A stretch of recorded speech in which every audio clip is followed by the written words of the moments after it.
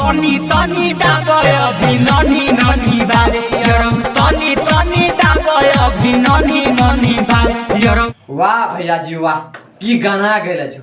मर्द चीड़ दलो फाड़ दलो हमरो उखाड़ दलो। हमारा माल के ठोकबे रहते एकरा दिशा देखबे रहते हमारा माल के ठोकबे रहते एकरा दिशा पकबे रे जे हमारा माल का देखबी रे, जे हमारा माल का टकबी रे। ना हम टकबो ना हम देखबो तोरा माल का, हम देखबो रे हम टकबो।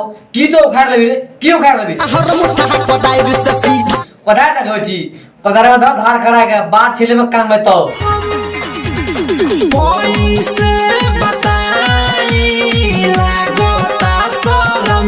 छोट छोट कपड़ा में देखे छियै गान हिला रहल छ, कहे छै कैसे बताई लागता शरम। बाका छिन रहिया चढ़ली जवानी हमर हो जाता गरम।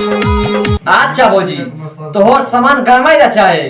पाक भौजी एगो बात छोड़ा, हमरो सामान गरमाइल छै आ तोरो सामान गरमाइल छै। आब दुनू एक बार चिपकइए, देखो तो ठंडा जेबो हमहू ठंडा जेबै। सैया पलंग पर सुता के रोटी ढोड़ी पर बेलेला, सैया पलंग पर सुता के रोटी ढोड़ी पर बेलेला।